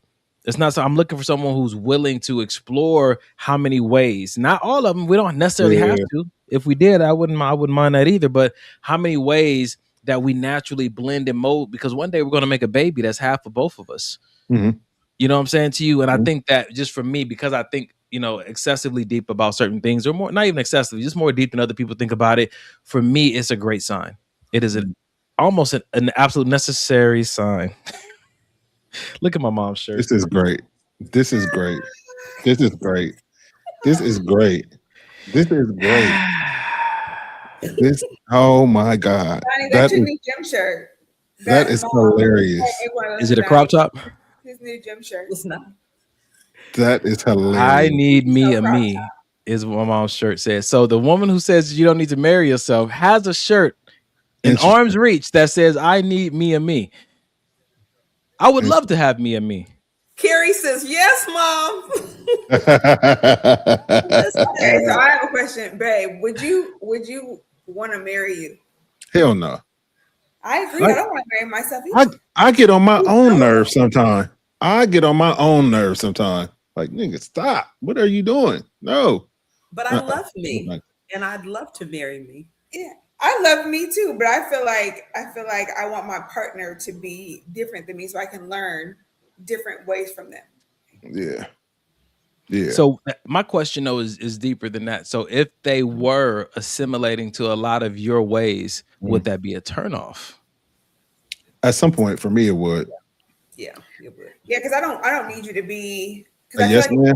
Yeah, I need you to be a yes woman, for lack of a better term. This is so interesting. Go ahead, sis. Go ahead. I want you.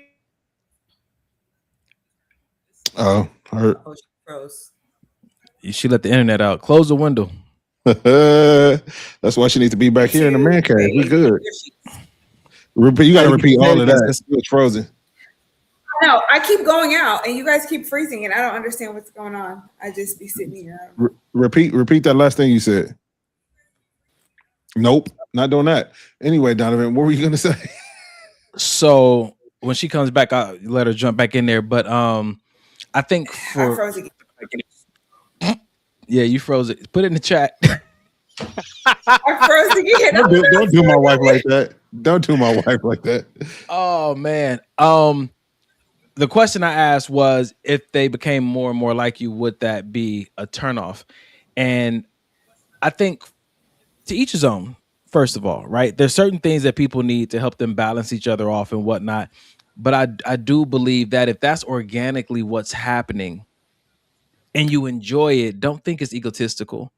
You know what I'm saying? Don't think it's a bad thing. Just let it flow into how it is. I think that sometimes people see themselves becoming too much like the person they may be dating, and they try to stop it because they like it, but they feel like it's not healthy to like it.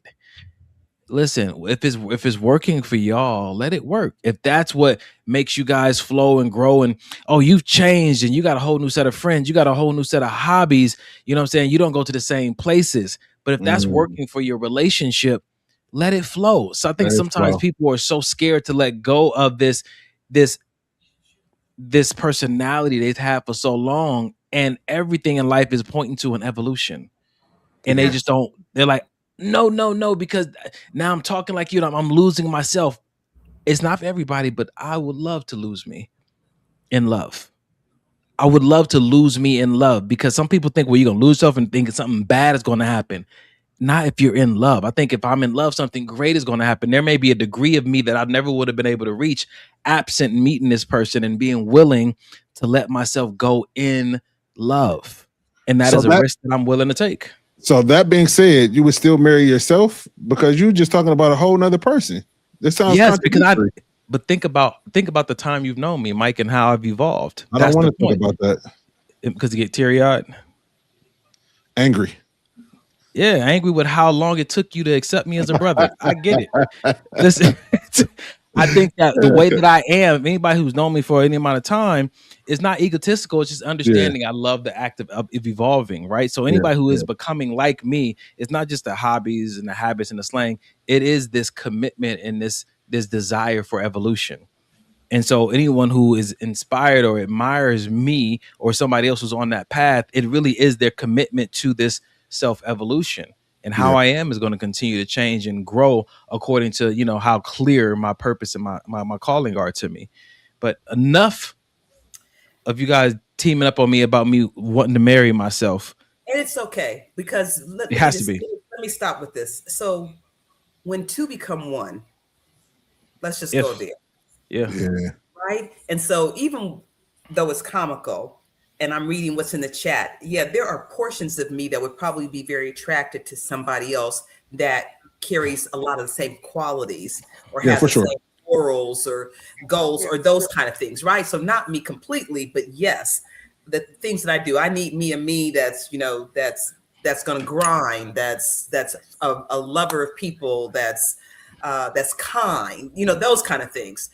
But when two become one, there's always the greatest compliment when somebody mimics you or dresses like you or wants to be like you. But aren't we supposed to stretch and grow each other? And if we can pick up habits along the way, that's what Don was saying? Isn't that a beautiful thing? That's not a negative I agree thing. with that for sure. Right? Yeah. Agreed. So Don, we give you a hard time, but I mean, if it's authentic, but if they're just mimicking you. There it is, Mom. Say that part. If it's authentic. authentic. Sometimes it Here we takes a go. while for it to Here become we go. authentic. Here Y'all we don't have go. no patience. Just be patient with people. Sometimes, listen, if you've ever, I gotta plead my case. Three of us. Have you ever in How your do we life? keep Johnny off of here? Janae been trying to kick me out all day. Try to kick me out of her house earlier. Have you guys, the three of you guys, have you ever in your life wanted something so bad that you would pretend, you were willing to pretend just to get it, to keep it? If it was a job, if it was an opportunity, you was trying to fashion yourself to show up a certain way just so you can have it. And later on, it could become authentic, but in the beginning, it was pretending just because you didn't know how to express in a healthy way how much you admired it. So let me okay. You make my head itch. Donnie has such a Donnie answer. That's such a Donnie answer. Always. I no, that sounds crazy. Have you been in here? doing something that is not authentic? It's not sustainable. No, it's not. You can't sustain that.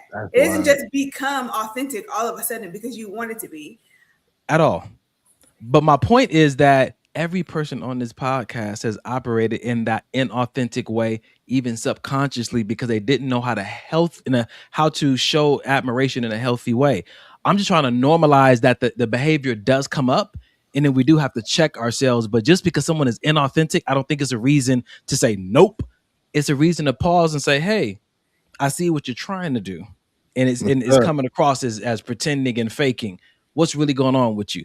Well, shoot, I don't want to lose you. And I really like what's going on. And last time somebody told me just to be like him and that way I can keep him. Well, let's talk about a healthier way to do it. I think that oftentimes it's in this culture, it's a cancel culture. We're too quick to cut people off when they get right outside of authenticity. And we all do it. So I'm just saying, just be a little patient with people because they might be operating from very healthy motives with just a very miseducated way on how to pursue it. So let me ask a question, because the three of us are on the outside looking in. So if you're saying that, would you have that conversation? Do you ever have that conversation when you see somebody mimicking you or talking like you or acting like you? Like that's not how you met them, but all of a sudden that's what they become. So you don't have to answer it, but I'm just saying for the rest of us that are looking at it while it's happening, and we're looking like, yeah, really? Does she sound just like Donovan? Does he act just like him? Because it happens with girls and guys. Go ahead, sis. I think it's one thing to like pick up, like, or learn something from someone that you're dating and like, okay, I actually like that you do that. That's something I want to adopt too. That's different than just doing that because you think that's what they want. Carrie said, "Is this is giving SW? Is that Stepford Wives? Is that what? I don't know what the SWF stands for. I don't either. Hey, put spell that out for us." Tyler said, "But if a person is for you, be you, because some weird because have them find out that wasn't you. Naturally, you're not staying." I hear you guys. I think that again, my perspective on humanity comes from the people that I've coached, and I've seen people really try to do some great things from some very horrible practices, and that's why I'm just more patient. That's why I have more tolerance. That's why I just try to give people the benefit of the doubt more than often, that they're not trying to fake to get in to do something diabolical. They're just operating from a place of, this is the best I know how to do in this moment. That's all I'm saying.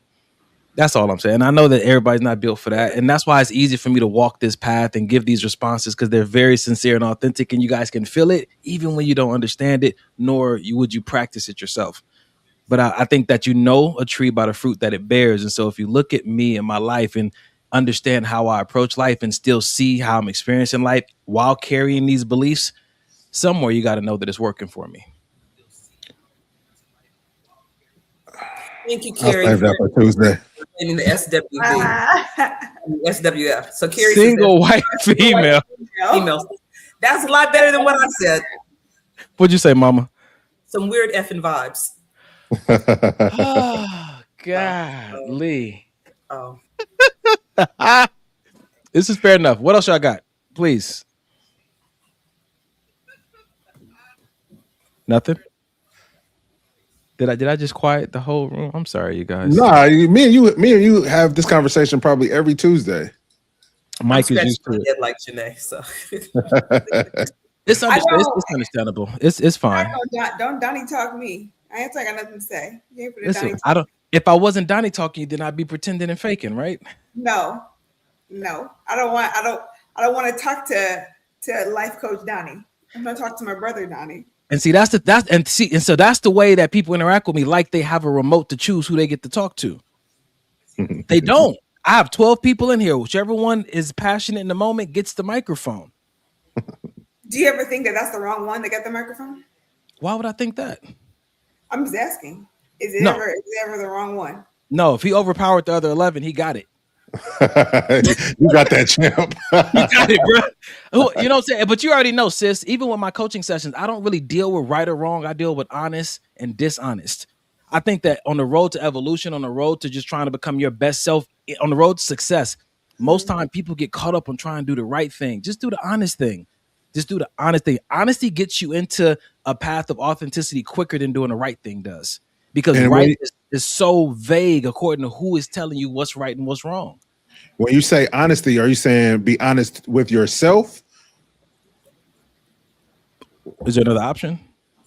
Yeah, you can be. Well, so if honesty, if I don't know, honesty is saying, you know, you're not supposed to drive in the carpool lane, but you know your wife is on the passenger seat about to give birth or something, so you get in that carpool. You're being. I felt this was the right thing to do in this moment, even though society, the law says it's not. So there is.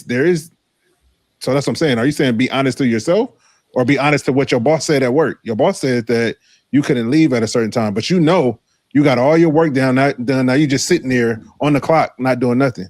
What do you think I would do, Mike? Because you know me. I already know what you would do. I'm asking you so you can tell the people.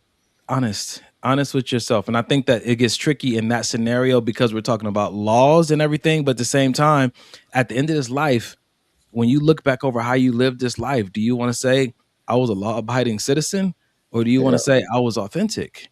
I was honest with myself, and I allowed myself room to make mistakes, room to take risk, room to try, because I don't know what your story is and you're able to have it. But for me, I do want to be able to say that I lived a life where I tried to live while I was alive. Yeah. And that means I may have curiosities that I want to explore within discipline. If you want to live a safe life and do the things that you believe are right, then it's going to produce a certain kind of life for you. And that's good for you. That's good. That doesn't fulfill me. And my mom knows that I've not grown into this as I've gotten older. I've been like this since I was a child. All right, what we got in the chat? Amber said, I don't do well with manipulation. It bothers me. So pretending can be seen as manipulation if the intentions are there. Mm-hmm. What is this? Oh, no, he's got a jury of voices in his... Not a jury. Well, Mike said something about the 11. Yeah. Gee whiz. All right, you guys, check it out. It's 9:37. I have definitely kept you guys past an hour. Do you want to finish the show, or are you guys complete, as they would say in therapy? You complete? You got some more in you? I'll follow Janae's lead. Oh no, I'm good for another, what is that, 20 minutes? 22 minutes, yeah. Okay. Yeah, I'm good. All right, if that's the case, I have another video for you guys. Oh, how tall are you? Hilarious. Wasn't in his profile. Right. That was my fault. Here we go. I saw this post that said men are supposed to leave, not match the energy of a woman. Well, bitch, you're not supposed to be a bitch neither. So you can act that way, but he can't because he's supposed to lead. Aren't we supposed to give each other the same energy? Right? Align each other, be good to each other. You can't be in a fake mood and he has to be like, no, it's okay, babe. No, work on yourself. Work on yourself. Remember yes, they have to be able to create these safe spaces for us to jump in that bitch. But at the same time, you need to work on yourself to be able to receive it. Because if you're constantly still in this defensive mode, no one's going to be able to come and love you and be with you if you don't work on you. Work on you so they can feel safe to come into that space too, baby. We can't just be leaving it to them. No, you got to fix my attitude. You got to do this. What about you? Take accountability too, boo. Yes, they're supposed to lead, but we're not supposed to come with some nasty attitude that they have to excuse our behavior. No, we're not excusing this. No, get your shit together too. What are we doing? All right, just to preface this, the reason I post this video is because we asked a question a few weeks ago saying women need to feel safe. Everybody agreed, but do men need to feel safe also? And if so, do they need to feel it the same way that a woman needs to feel safe? That's what we're talking about tonight. So please, whatever your response is to that video. Okay. So I agree with her as far as like, yes, the man is supposed to lead, but you can't just be acting all types of ways and expect him to remain in, I guess, a right state to be leading, right? I also think that dang, I lost my whole train of thought. Hold on. So while you thinking, babe, I'll say this. I love the video. I agree with her 100%. But what I think about it is she when women are picking partners, or women are going through their whole dating phase, I think that there's this stigma that men are supposed to deal with certain things, that men are. I've even heard women tell me that, oh, my next dude is gonna have to tame me. My next dude is gonna have to somebody. It's gonna take a strong man to have to deal with me. And they wear these things like badges of honor that it's so difficult to be with them. And it's wild, bro. It's wild. But I think that that's what society kind of pushes and culture kind of pushes to be masculine almost, and to step into the role of, well, I'm a boss and ain't no man gonna be a bigger boss than me. And then they get in these relationships, and now you want to be a soft girl, but you still got big boss energy, and it don't work. Ray said this goes along with, I need a man to put me in my place. No, put yourself there. Come on, Ray.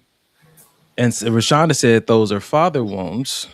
Ooh. Tress James said, I don't want to have to deal with you. Yeah, capital DEAL. Yeah. Carrie said, dang, tame. Yeah. Mom, you got anything to add to the conversation? In the beginning, she just talked about matching energy. Yes. Yeah. Right?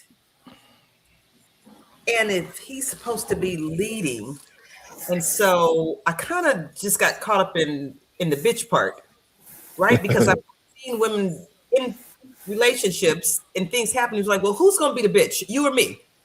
Woo-wee. Yikes. Yeah. Who's on bottom? Yeah. So, yeah. So, in a different way of saying it, would it be fair for me to say who's going to be more emotionally sporadic? Is that what we're saying? Is it fair to say it that way? I'm sorry, is this a PG show? No, not at all. Okay. Not at all. No.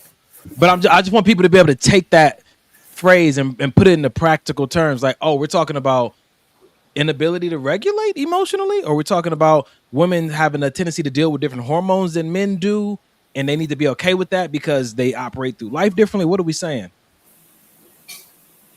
Amber says, I would hope neither. Okay. Or regulated. Right. So let me tell you guys why this video came up. Last week, we put a video up and it said that boys match energy, men lead. And it says that when a man walks in and you're in a bad mood, he doesn't match your energy. He instead stays regulated, stays solid, and leads you into a better place. That's his role as a man.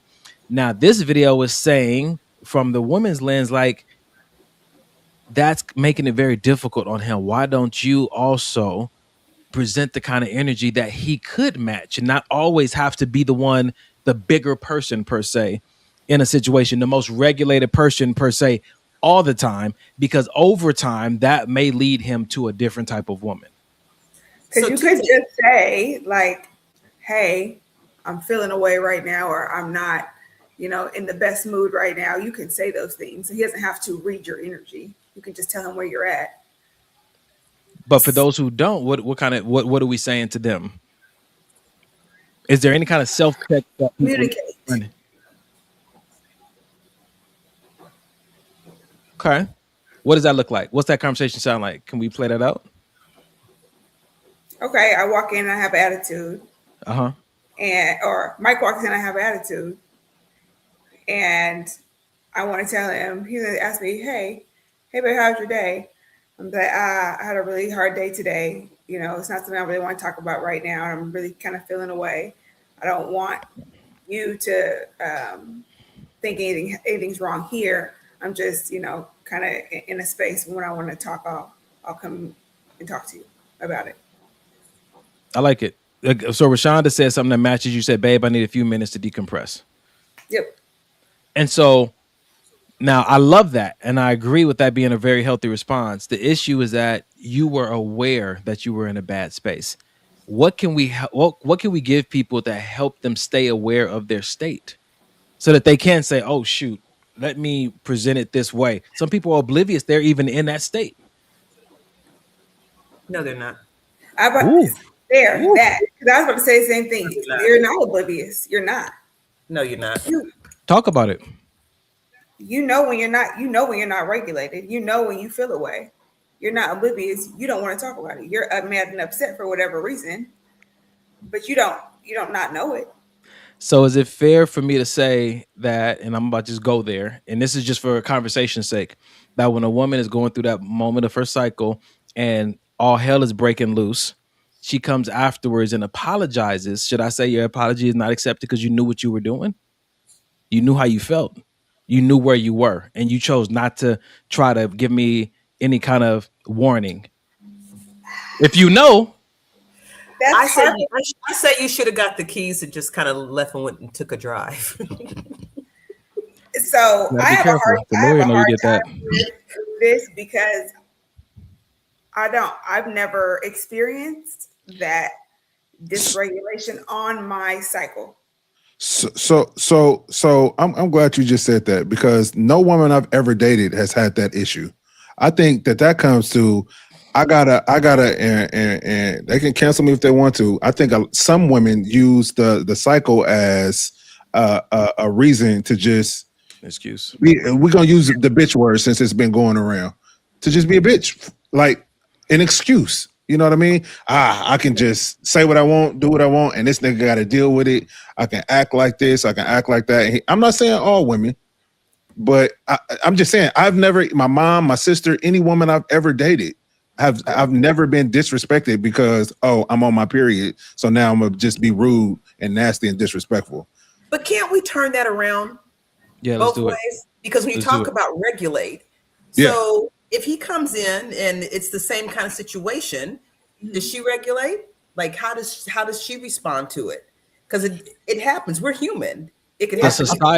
The societal norm says that the man, that's part of his leadership. He should be leading the emotions for the household. That's what society says. That's emotional abuse. No, that's not. So I'm agreeing with Mom. I don't think it should be the man's duty or the man's job. We're partners. It's both our job.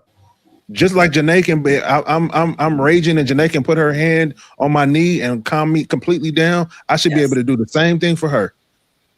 Okay. So when they say that, and this is where we get to kind of deconstruct some of the things society is saying is a man's role. When it's saying that a man is supposed to lead, can we give some examples of exactly where that theory is supposed to be applied? Where? How? So from my aspect, when I'm thinking about the man leading, it's whatever God is giving me for my family, the destination that he wants me to lead my family in. That's what I'm doing. Whether it's I'm bringing my family to church, whether it's, hey, babe, we haven't been. I'm gonna use church because this is how we do in our house. We haven't been watching church lately. We got to make sure we stand on it. But she does the same thing for me. If I'm saying, even sometimes it will be out. And Janae and Denham not paying attention. Hey, you guys need to stop and recognize your surroundings real quick. We can't just be walking across the street, or we just can't be willy-nilly because we're out in public. You know what I mean? it's a mantle almost of protection, but the protection. It's not a protection like, oh, this is mine. I got to keep it safe. It's more of a protection of we have a calling as a family unit. Me and Janae have a calling as a couples unit. I have to protect this legacy as a whole. I'm not always just thinking about the physical aspect of protection.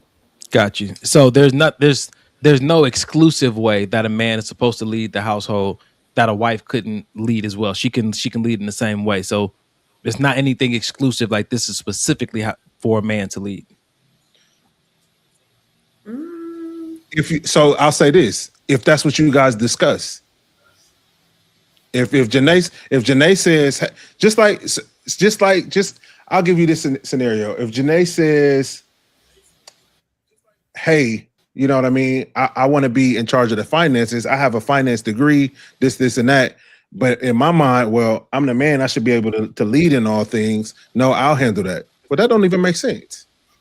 So it might be healthy for society to take that pressure off of just saying men need to lead. Because it sounds like they're trying to make it synonymous with the Bible saying man is the head.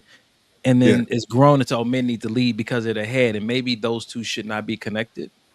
I think what society's saying is this is what I think society's saying. It don't have nothing to do with what the Bible is saying. Society is saying because men are considered the stronger sex, then that's why they should lead. And I don't agree with that because women are a lot stronger in other areas besides just physical brute strength.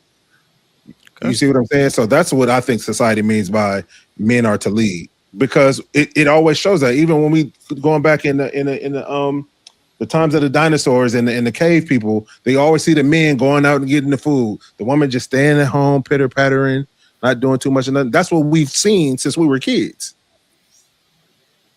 I'm not about to stay home doing nothing, but men were hunters. Right, and what did the woman? But what did the woman do?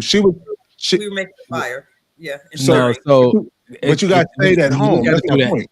In the animal kingdom, they talked about this. I was watching this documentary on dogs, and it says that women are more vicious. The female is usually more vicious than the male because while the male is out hunting, the woman is at home protecting the children.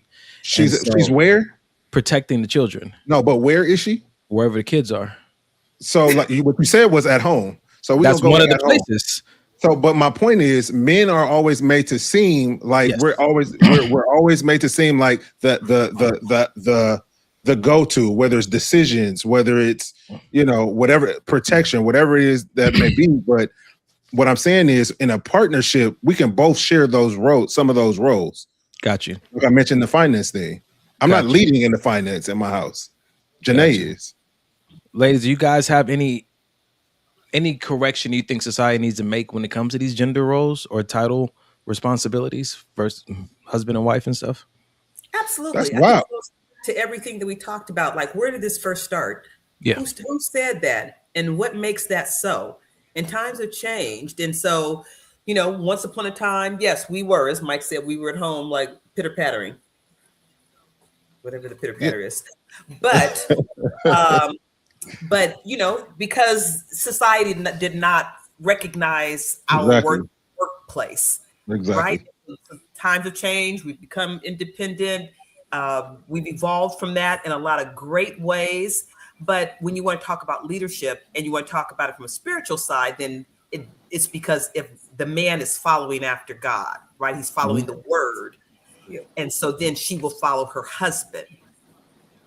But as far as you want to break it down into like roles and responsibilities, no, we're in a partnership here and we're going to talk together and do what's best for this household.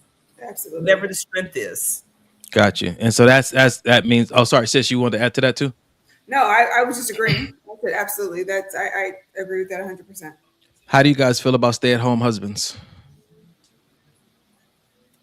So I'm okay with it. Like if our finances allow and I'm the executive of an organization and his role at home is something that's beneficial to our family,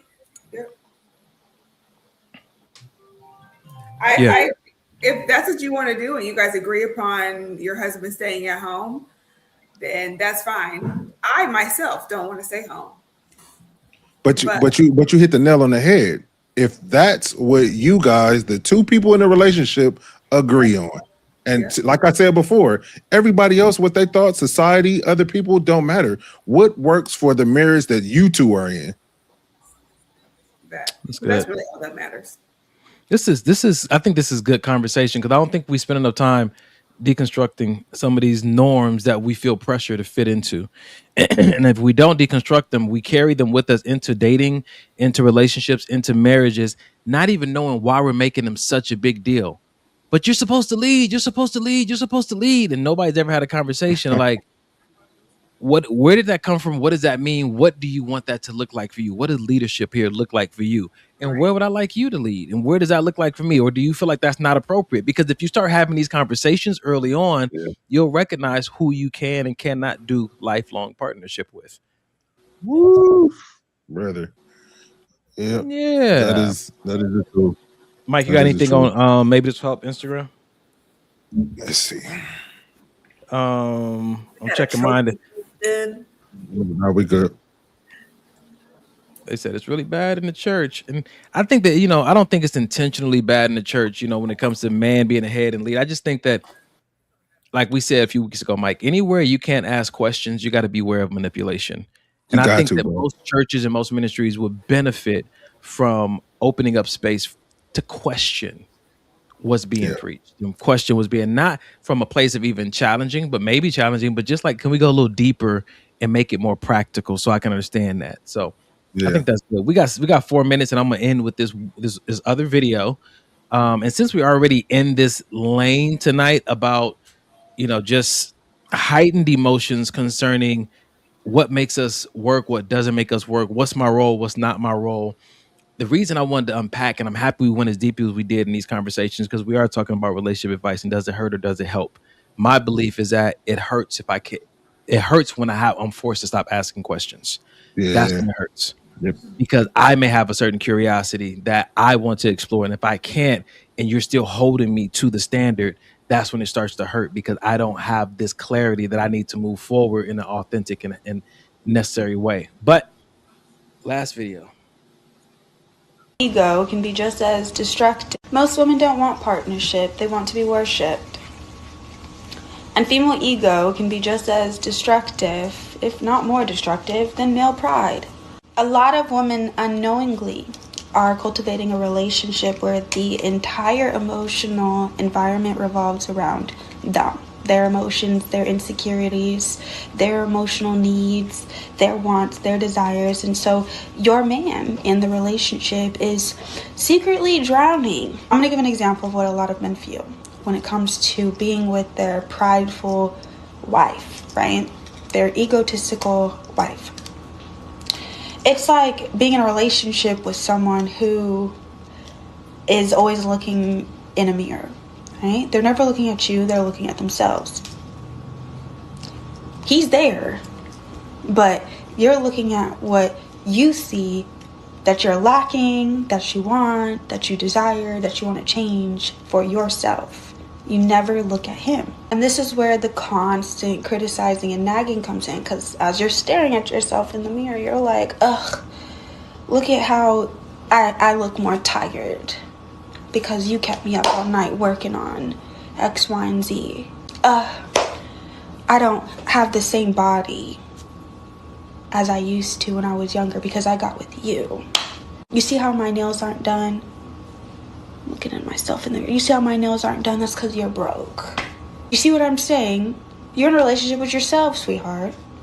So eventually your good man starts to change. You grew resentment. Because resentment grows where appreciation doesn't exist. And I'm going to speak as a wife myself, right?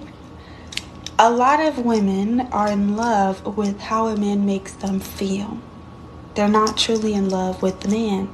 So when it says that a man who finds a wife finds a good thing and receives favor of the Lord, it's a woman who cares about that man's soul.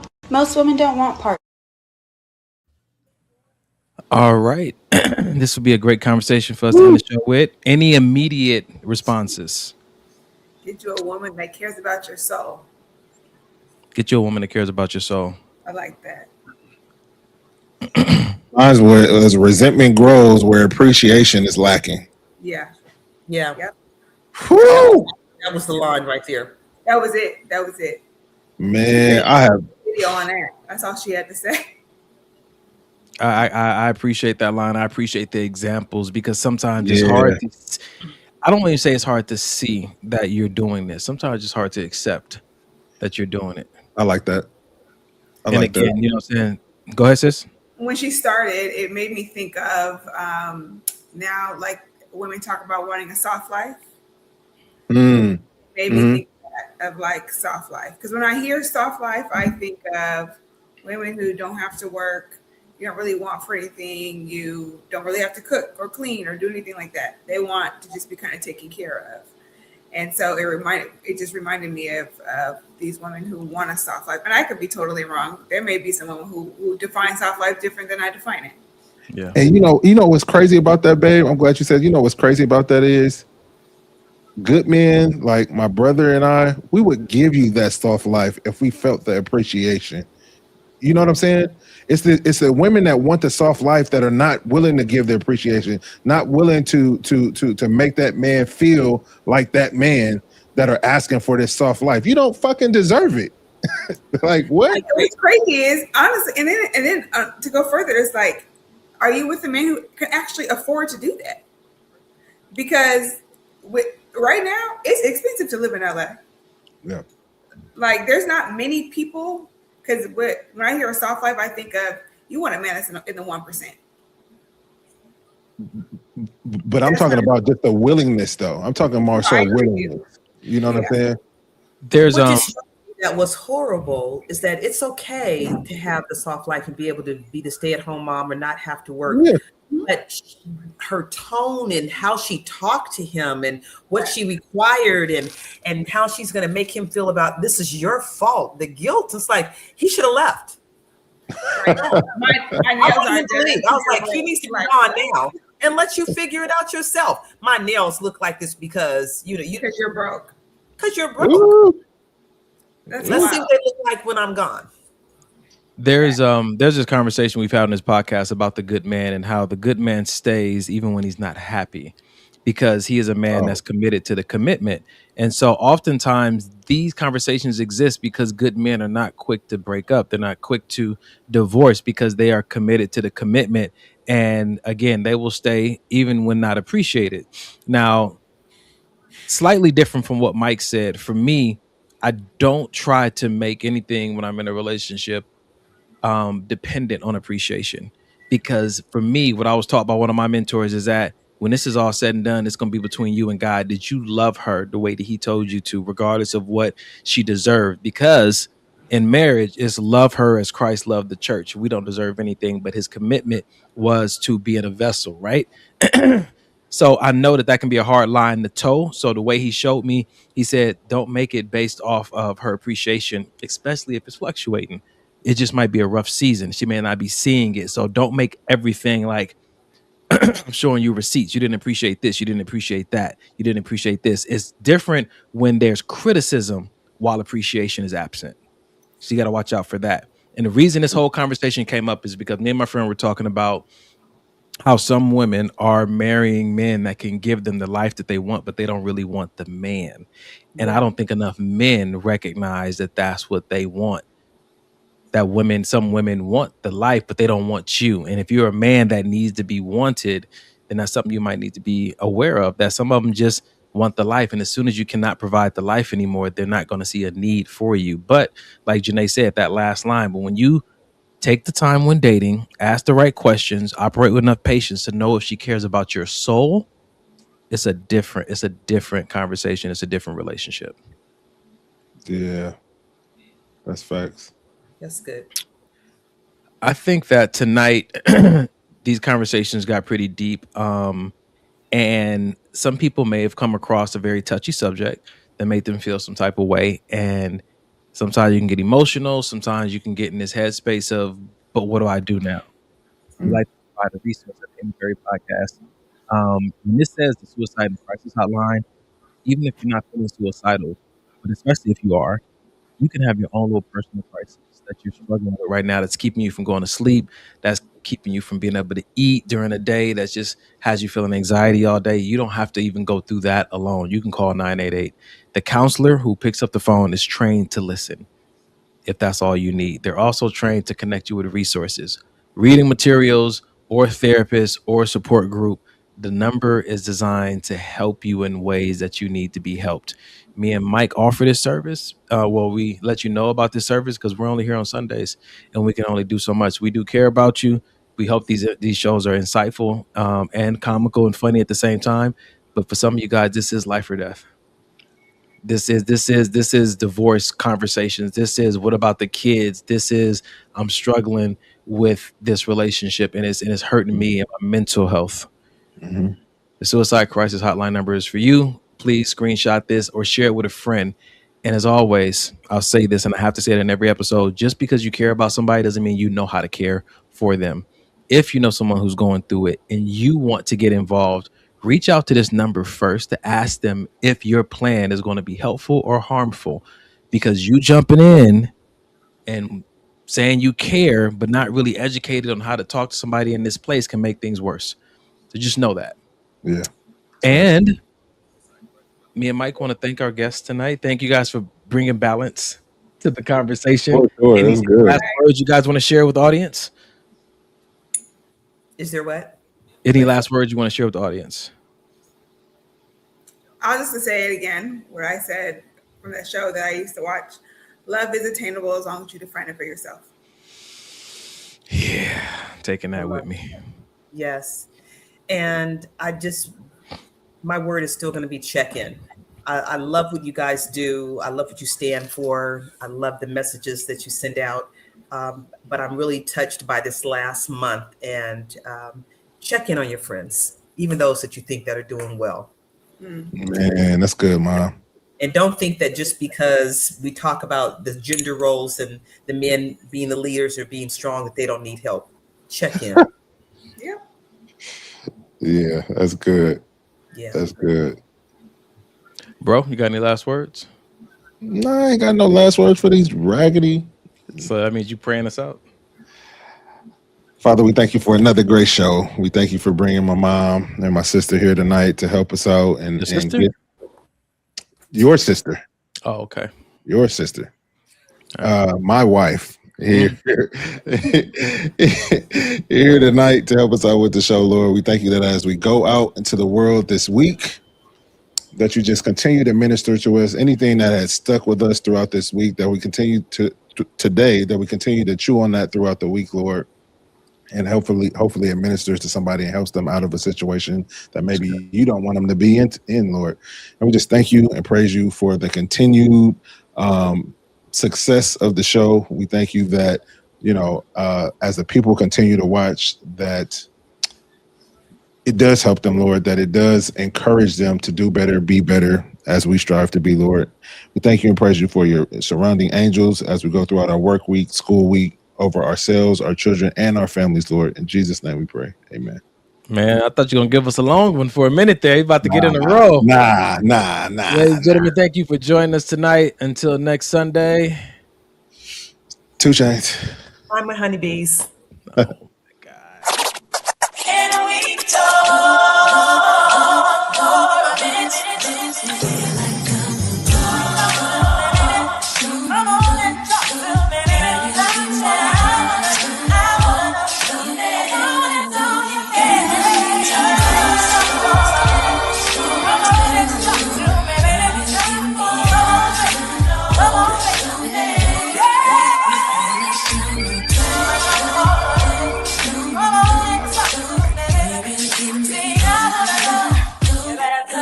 Come and talk to me. I really want to meet you, girl. I really want to know your name. Maybe this will help.